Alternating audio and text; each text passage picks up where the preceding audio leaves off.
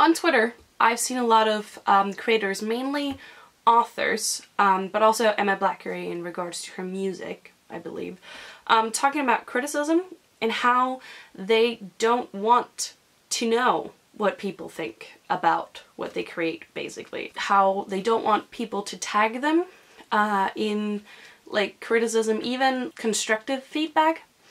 And it's started a lot of thoughts in my brain.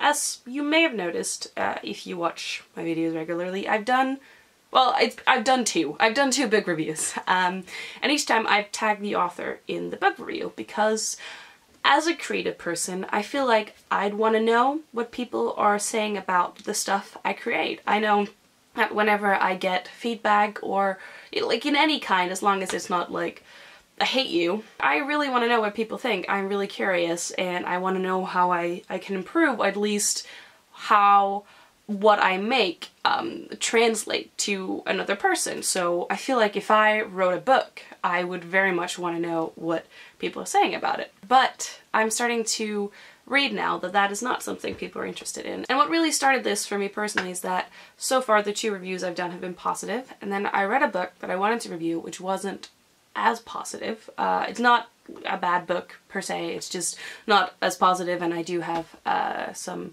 issues. I found some flaws within it, and I kept thinking if I should continue my practice of tagging the author in it, because I feel like if I only do it when it's positive, that feels a bit weird to me. So I've been like thinking about that, and I actually wrote out in one of the YouTube groups I'm in on Facebook. There's one called the International YouTubers Network. But I asked about it, explaining this problem.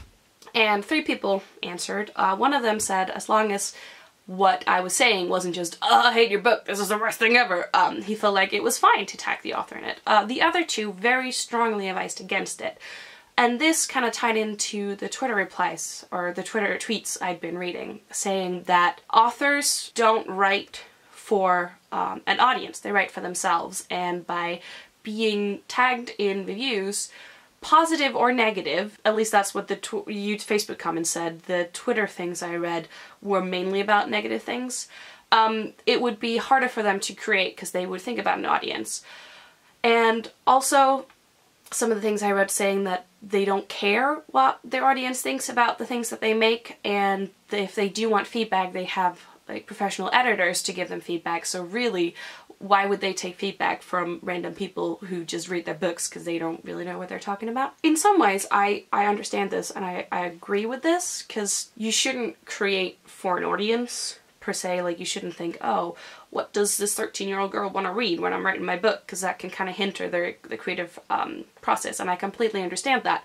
But at the same time, I kind of feel it's a bit weird or distancing or almost elitist, and I'm not sure if that's the right word to use, but that's just the one that I've got right now, saying that you don't want to know what people are thinking, or that you value your editor's feedback more than your audience's feedback. I guess because I've been a part of this YouTube thing as a viewer and now as a creator, and that's very much based on, you know, a feedback you put in the comments so you can see what people are saying. And I've also seen YouTubers, namely people like, I think Sammy Paul and Tim H or something, talking about how they really enjoy getting constructive feedback on their films that they put out, instead of just the positive, oh, this is great, I love it. They really like it when people go into detail, and also when they sometimes criticize or question some of the choices they make, because that's how you learn and grow as a creator, when you get feedback from people, and who better to do that than the people who consume your stuff. But at the same time, like, I understand your audience perception shouldn't necessarily hinder the way you create things. That's really where I'm at, because I feel like I'd want to get feedback. I've decided to not tag people in reviews anymore, because that seemed to be the common practice and what people are asking for, and I understand, like, you don't necessarily want to be forced into watching or reading reviews by being tagged on social media if that's not, like, the mindset you're in. So yeah, I think it's a really interesting place, because at one point, I don't think that, like, creators and art should be too isolated, and I think conversations are really important to have with the people you create for, but at the same time, I understand that you shouldn't create for people. The things I've been reading on Twitter was specifically towards negative feedback, and my thinking was that if you will read the positive feedback and you want people to say that they love your stuff, but you don't want people to say they don't like it, it kind of feeds into this like echo chamber thing, and I think that is also becomes an unhealthy mindset to be in, because then you only get all the positive reviews and the very like yes sayers, and that won't help you grow. But then again, if you don't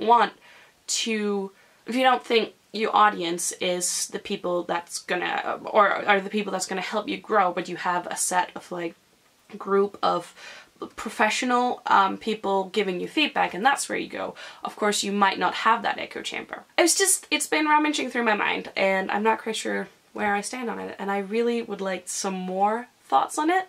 So I really hope that this wasn't too rambly and it made sense. If you have thoughts on it, please let me know. It's especially like if you create yourself, do you want to know what people are thinking about your creations, and does that in any way play into how you create in your creative process? And if you're just a consumer of creations, do you feel a need to like let people know what you think, and are you interested in engaging in that conversation? Thank you for listening, and hopefully giving me some feedback on this discussion, because I think it's really interesting. And until next time, I hope you have great, wonderful days full of...